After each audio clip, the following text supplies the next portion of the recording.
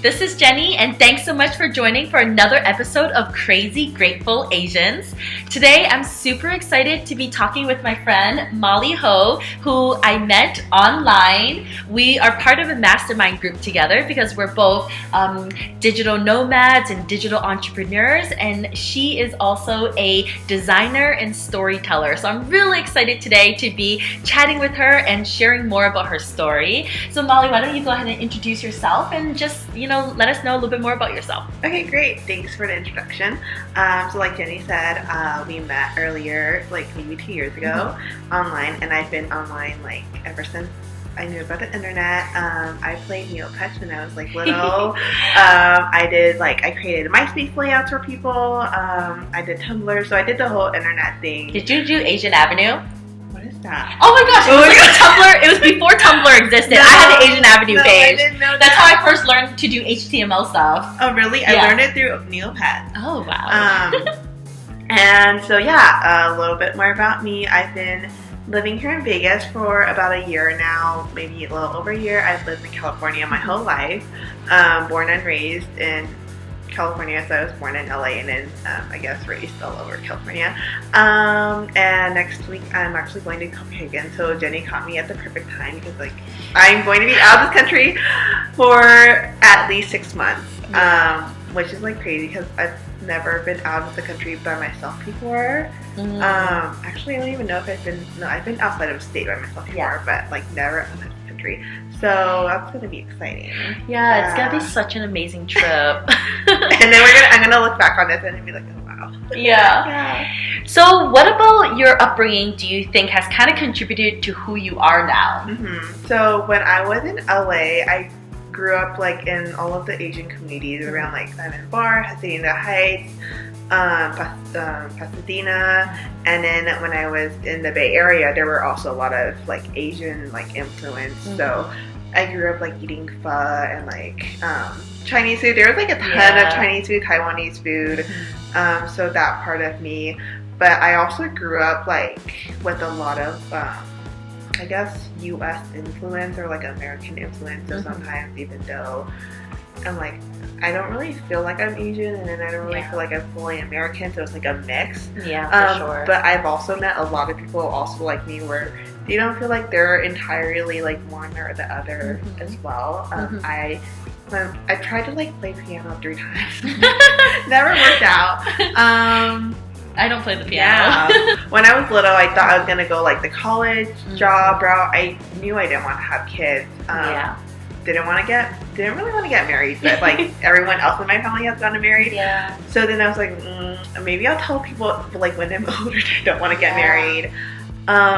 So it's like I think I just wanted to go my own path, and thankfully my parents are like super lenient. Yeah. Not super lenient, but and like on the spectrum they're pretty lenient. Do you want to talk a little bit more what you were saying about like approaching this non-traditional path? Like how did they feel when you kind of decided after high school what you did or didn't want to do? Like how supportive or not supportive were they of the choices you've made thus far? Okay, so in high school I actually wanted to go to art school. But my dad said it was too expensive, and I'm really glad that he did now because I would have ended up in like so much debt. And there's so many people doing like creative things now who like don't have degrees, and I don't believe that you do have to have a degree, but I do also believe you learn things in school that like it depends on if you want to go the corporate or not corporate route, I think.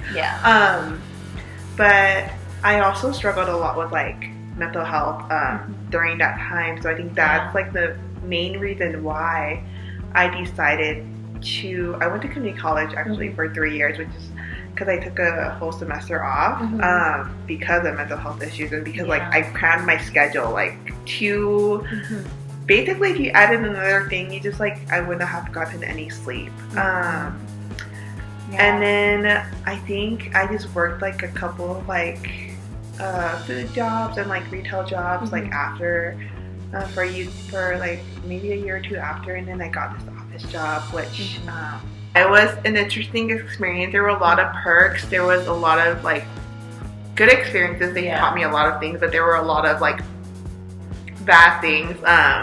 So that part taught me like things in life aren't like black and white. They're like often in the gray. Like I'm so grateful for all the things I have learned, but I'm also like, I also recognize that there were a lot of things that, like, there were a lot of red flags. And what brought you to this, like, creative path of what you're doing currently? So I've always been, like, the creative type.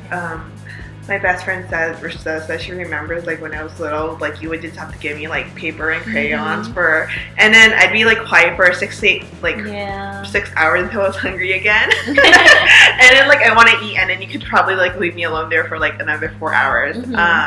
So I've always been into, like, drawing, painting, and then in high school it was, like, photography, ceramics, and I've always, like, been good at the computer, I guess. So then I guess naturally it, like, progressed into graphic design and design and like all of that stuff. Did you ever take, like, courses for, like, Photoshop and InDesign, or did you just learn it all on your own? So I kind of learned Photoshop on my own with Neopets again. Like, so funny.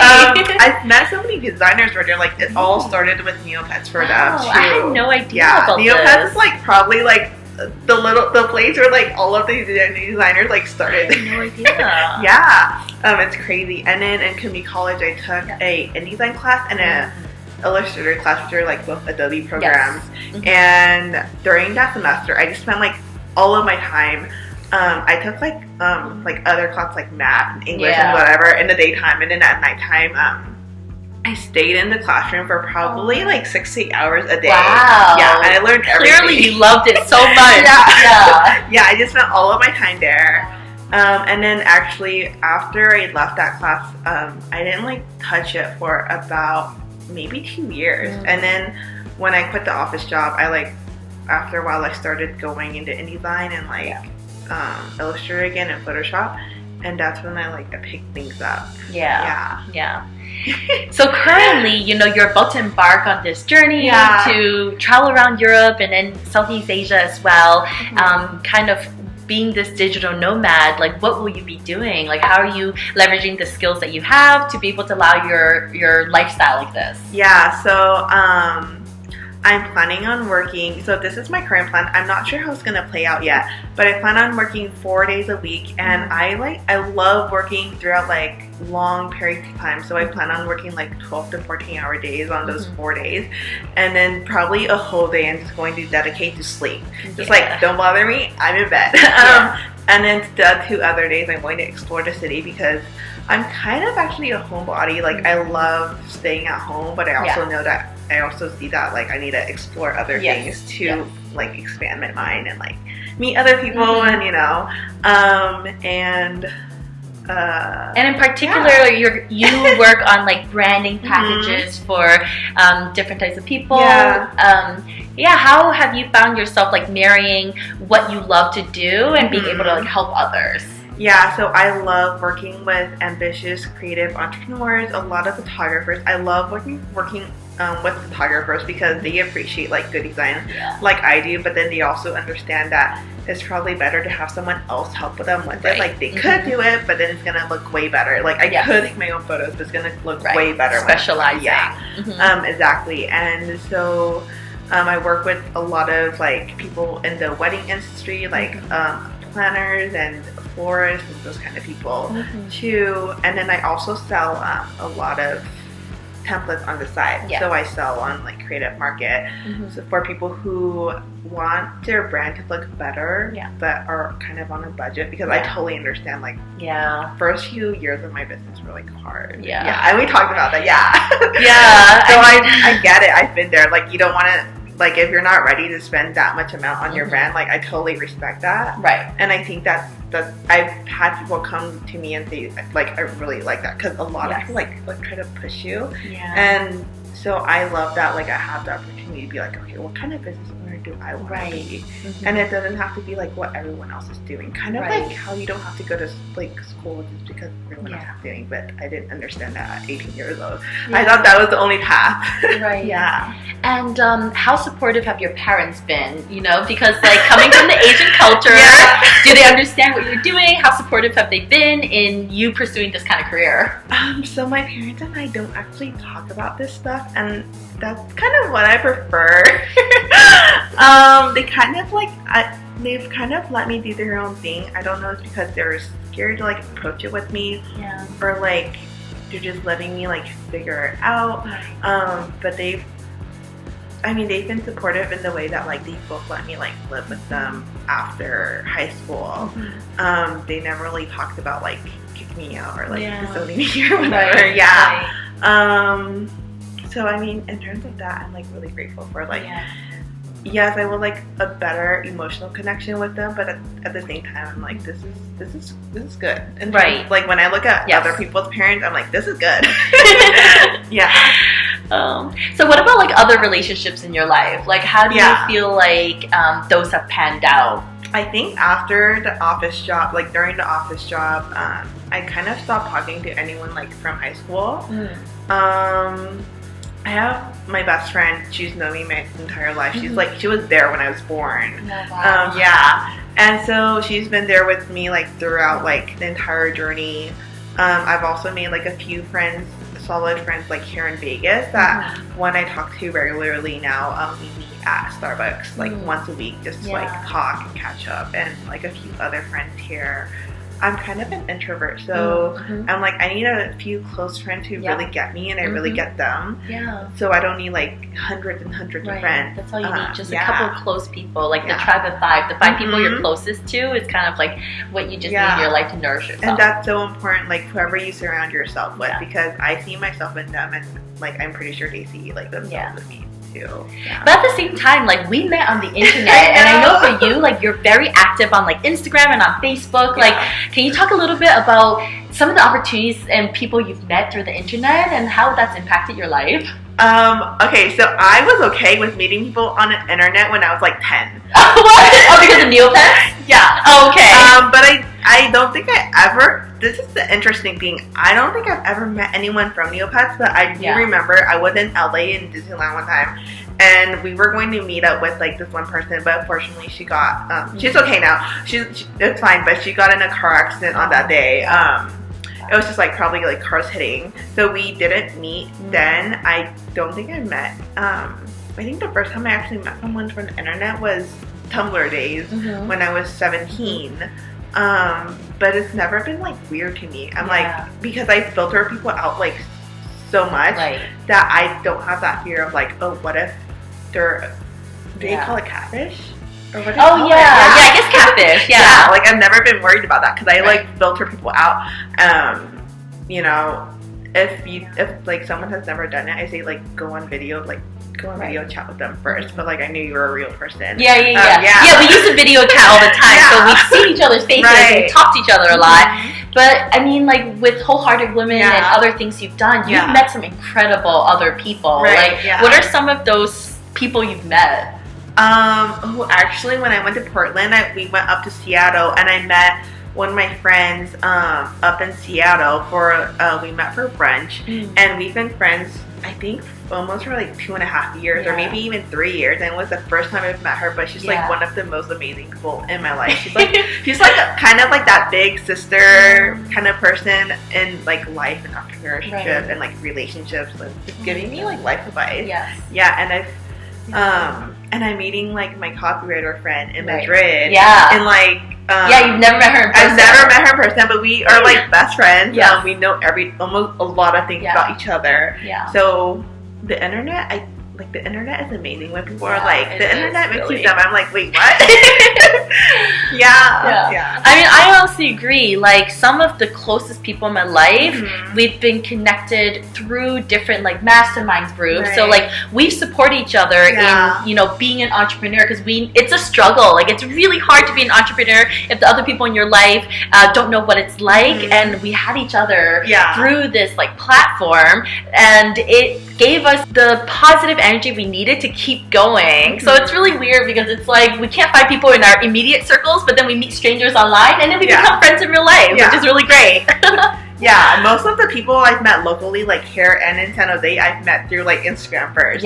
Because this is what I love about the internet. You can find out everything, and some people find that this boring, but I'm like, I see people all the time, and we have so much I feel like we don't have enough hours to talk about things. I know. But like when you go on someone's Instagram, you can like learn all about them, their personality, what they like, what they're, everything. Yeah. So how do you feel like being Asian has impacted like who you are as a person now? Does it impact your identity at all? Sometimes I feel like it does because I love Taiwan. I talk about like Taipei all the time with people. Yeah. But at the same time, I feel like I don't really have as strong as a bond to being Asian as like other people might have because I was like, I feel like there's like a small, probably not small, but like a group of Californians who also probably feel the same way as I do, where I didn't go to Chinese school. Right. I didn't take a ton of AP classes. I didn't go that traditional route, but at the same time, it's like a blend of like both. Where I spoke Chinglish. I do too. Yeah. So I mean, I love being like Asian, and I love being a person of color. But at the same time, I don't really identify as being a person of color because I feel like I've had a lot of privilege in my life, especially being in the Bay Area. Right. So it's like I kind of identify with like these groups, but not really. Yeah. And then so what are you most excited about in this like trip that's coming up? Like what do you hope to be able to gain out of it? I'm just like excited in general. I think I'm just open to whatever comes. My main thing is like not putting pressure on myself and not burning out. I've burned out so many times in my business. I feel like it's so easy to do. And one of my goals is to like make sure that whatever I'm doing is not chasing someone else's dream or someone else's goals. Like these have to be mine. Important. It's like so easy to lose yourself. Yeah, and I know you were talking about like you've had a lot of different business ideas you've had in the past, different people you might have collaborated with or not, but mostly you have been a solopreneur, you know, working on your own business, building up like working with clients. I mean, how has this evolution been like for you? So like I said, I struggled really a lot during the first 2 years of my business, and I love talking about it because I feel like so many people struggle, and there's that like stat that says that most businesses struggle like fell within 3 years. And there was like a lot of shame for me in that. And I almost gave up. Like I wanted to give up so many times throughout like the journey. And this is the first few months where I'm like, I can do this. Like giving up isn't even in my mind anymore. And I just hired my first accountant, which is like the most exciting thing ever. Because it's funny to be like excited about accounting, but it's so true because you need that to be a successful business person. Yeah, money is so important, and I love talking about money now too. Not because I have a lot of it, but I think it's just so important to talk about, especially like even if you work in corporate, you don't talk about it. Right, that's so true. You just don't talk about it in general, but you're expected to have it. You're expected to know about it, but it's like, how do you know about it if you're never allowed to talk about it? So what are some of your resources in terms of like money mindset? Like, did your parents talk to you about it, or like how have you kind of worked on that? My parents didn't really talk about it with me at all. Mine either. I feel like that's the case for a lot of people. So I bought a lot of books. I did not read all of them. If like you're really dependent on other people for money, Prince Charming Isn't Coming is a really good book to read. Recently I did this workbook called Unleash Your Inner Money Babe. It's by Catherine. It's on, it's super good. It's 21 days. Just do it. I bought it back in September. I did not do it until January. So most of the time I feel like it's just reading things and then implementing them. Like you don't have to read like 20 different books and then like read one, implement, read another, implement. Take action. And that's one of the most important things that we talked about is that, you know, we could purchase all these online courses. We can learn as much as we want. But at the end of the day, we have to take action. We have to do something about it to chase our dreams. And I think that's what's really amazing. Like in the journey that I've seen you go through, like you've always, even though like you share how terrified you are of it, you always take action, and that's something that I've really admired from you. So like, how do you feel like you continue to take action? Like what's really helped inspire you and motivate you to do that? Honestly, staying stagnant. And I think ever since I had like a lot of these like realizations when I was 5, I just didn't know how to do them. But like when I was 5, I looked at like everyone that I knew, and it seemed like everyone did the same thing over and over again. And I was like, I don't want to do the same thing over and over again and call that my life. Like that might work for other people, and if it does, that's like amazing. But it didn't work for me. I love learning new things. I don't love being uncomfortable. I hate it. but I do it. Yeah, that's what everyone says. Like I always tell people like I don't like it, but like it's the way. It's the only way I can live. It's the only way I know like how to live. Otherwise, I kind of feel like my soul kind of dies. And if you don't constantly challenge yourself and move forward, then you're always staying in the same place. And I just. Not good. And that's why I'm excited for you to go on your travel and keep building your business. So we're gonna do a couple of spitfire questions. Okay. All right. What is your favorite food? Pizza. Pizza. Any specific type of pizza? Ooh, it has to have pepperoni. I actually love Blaze Pizza here in Have you had Blaze? Yes. It's it so opened good. up in Boston too. So I love that. What about your favorite drink? Alcoholic. Whatever you want to say. Okay, I love what do I love? I love fancy cocktails. Okay. I just like it when they like put the fruit there and then like they make it all pretty and then they put it in the fancy glass. Other than that, I love coconut juice. Oh yeah, coconut juice is amazing. I love it from like real coconuts. Yeah. And then you eat the meat inside. What about your favorite movie? I don't have a favorite movie. No? Nothing? No. I'm not a movie person because after the movie ends, it's like, what's next? Or how about like TV show? Oh, I love Quantico. Quantico, yeah. Yeah, that's why. I don't know. I just kind of like the action, like, when there's like lawyers involved. Like, I love Suits.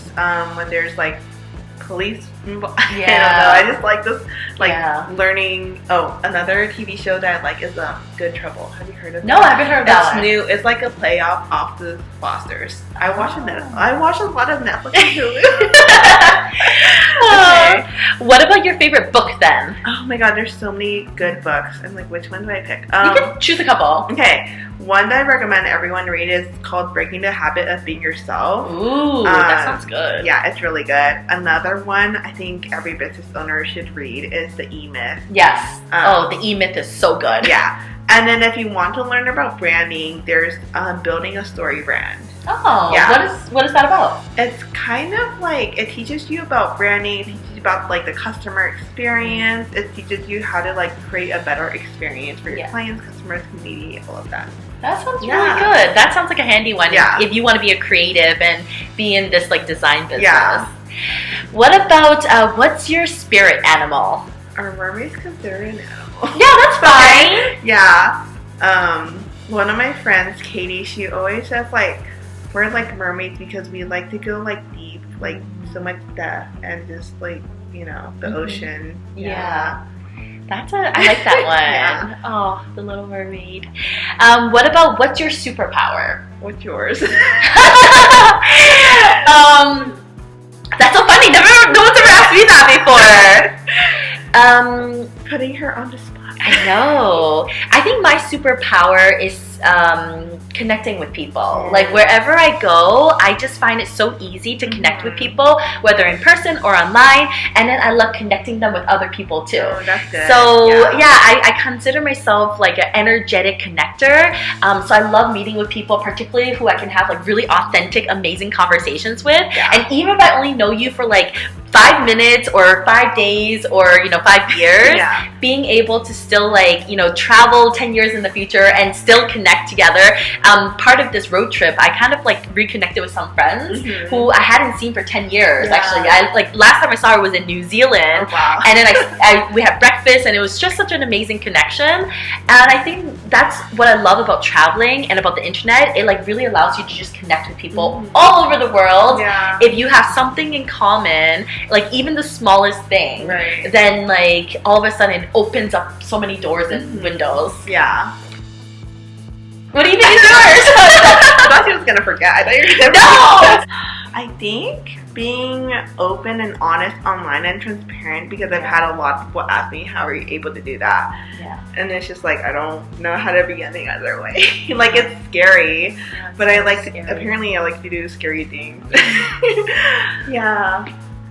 And I think honestly, Molly's being a little bit humble here because she has started a movement, and it was called Wholehearted Women. And she, you know, you bared so much of your soul there. Like, you wrote so many like thoughtful stories, the storyteller part of you, experiences that most people I think are too afraid to say, you know, like the fears that we face or the insecurities that we have, or like the mental health issues we might have. And when you put those words out on your blog and you shared it on all these different mediums, I think people related to that and they were able to connect with you because, you know, those are the kind of things that like people aren't talking about. So when they see somebody else saying something like that, they're like, wow, like you understand me. So I do think that is a gift that you've had.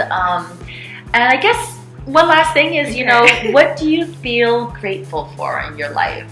I feel grateful for everything, honestly. I think we talked about this earlier, but I never thought that like this would, like, I hoped it would be my life, but I didn't think it would be. To be able to like travel and actually be able to have my own business and like make my own money, like, and be able to like connect with anyone and just, you know, I think there have been so many times in my life when like I wanted to give up, and I'm glad I didn't. Like, even when I did, like I like got back up again, and I think that's like so important. If you like, even if you felt like even if you feel like you failed like 50 times, it's not over until like you say it's over. And and that resiliency is what you really need to be able to be a successful entrepreneur. And to be an entrepreneur, you actually have to endure a lot of failures first, because most entrepreneurs don't succeed with their first business. They try something, they fail, they try something else, and they fail again. They try all these things and something works, but then it doesn't continue working, and all of a sudden you realize, oh, and then you find this niche, and then people just start coming to you, like you were saying, like clients start finding you and they resonate with you because you just kept putting yourself out there. And I mean, I'm really excited to continue seeing your journey, because I think this is again still just the cusp of you entering into like the next phase of your business and your life. And it's about the freedom that we have as these digital nomads and digital entrepreneurs to like have this lifestyle where we're, like you were saying, working 4 days a week instead of 5, and like being able to travel. And she's going to be in Copenhagen, but then also in like Chiang Mai and other like countries at a month at a time, doing her own remote year basically, but like in your own terms and the way that you want to do it. And I think that that's kind of the beautiful thing about having this like non-traditional lifestyle, but it works. And it's okay if other people aren't on the same path and they don't understand. But then you were able to find a community of people online that like are able to understand you and support you through it. All right. Thank you. Well, thank you so much for watching this episode. Please comment below. What did you enjoy from this interview with Molly? Was there something that resonated with you about it? Like, is there something that she said that might inspire you to achieve or attain this non-traditional lifestyle? I'd love to know. And thanks again for joining us for an episode of Crazy Grateful Asians. Thank you. Bye.